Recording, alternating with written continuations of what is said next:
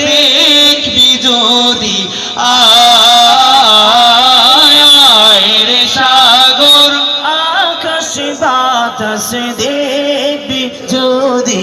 আয়। শেষবারের মতো ত্রিভুবনের